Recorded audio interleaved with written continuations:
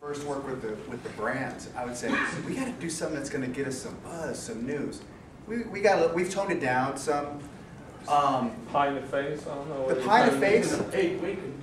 Abe Lincoln. Come on. It adds It's value like to your box. Right. Here's the thing. Boxes, you're getting more valuable cards. I have no problem. Here's the with that thing. at Here's all. the I don't thing. either. It's like a lot of things in any category. People are kind of split. There's some people who really love it, and there's some people who just think it's just bad and gimmicky. I want to try to find a place in the middle where we could do something that's fun, but it doesn't upset the traditional hardcore Topps collector.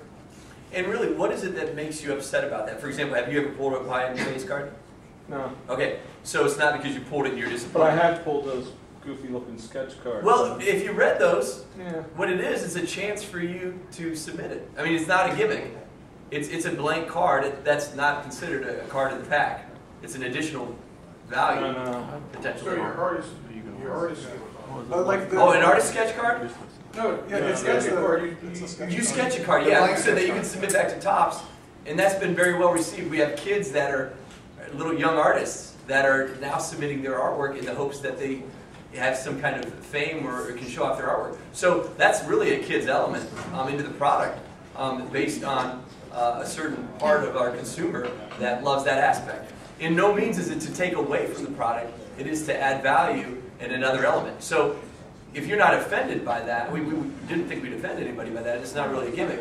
But like to Clay's point is the amount of press received for some of these things that you call gimmicks or whatever, and some of them obviously were more planned than others, has generated interest from people that don't normally collect. And we're all collectors ourselves, so we know in general that if you have more people interested in collecting, more people interested in the things that you're interested in, it makes for a better community in general. And so that's some of the reason. We don't want you to open up a box thinking that you're going to get something and you get something else. And that's why the pie in the face cards aren't the base card. Yeah, like the Abe Lincoln. Okay, that's pushing it. That's a little corny. But when all the major Chicago newspapers run it, it's a great story about baseball cards. And we actually see in that market, stores will get a spike of baseball card sales, whether it be Walmart or Target or Hobby Shops, just by reading that story that one day. I think it's exactly what both these guys said. Like every business has this balance of taking care of their core collectors that have been with them, but also this aspiration to bring in new collectors, and sometimes those clash.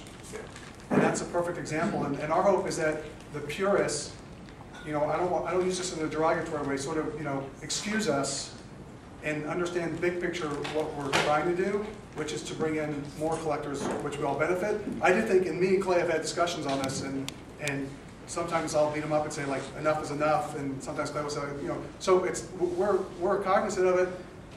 I think it's a balance, but ultimately those things, they're not intended to certainly to upset you. They're intended to bring in new collectors, and we hope that you excuse us for when we do those things. And someday when Clay retires, you'll be able to read a book and hear all about the ones that did not make it. Or that you didn't catch yet. Can we expect to see Ms. Iowa on a baseball card? Ms. Iowa? Miss Iowa?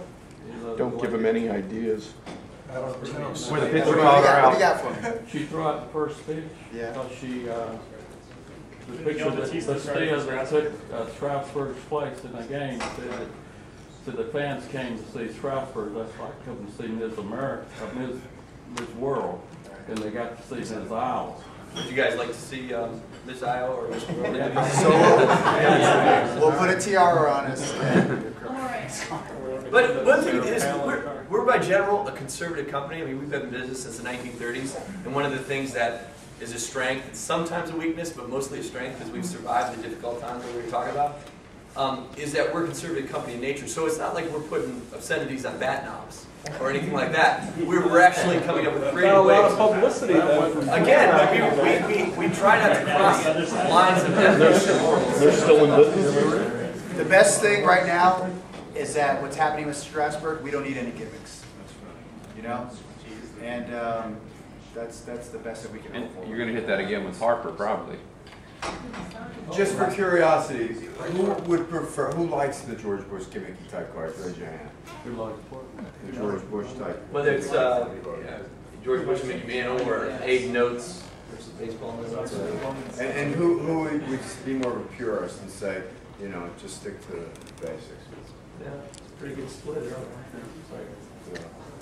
I got one of those Alex Gordon cutout car. What was that thing? Die cut or something? In the Heritage box of Walmart ones. So I thought it was a mistake. When I found out it was an early card. That wasn't planned. The Alex Gordon wasn't, unlike the Bush card, which was done intentionally, the Alex Gordon wasn't done intentionally. We ended up benefiting from it, but certainly it wasn't intentional. He was in the product. The PA told us he couldn't be in the product.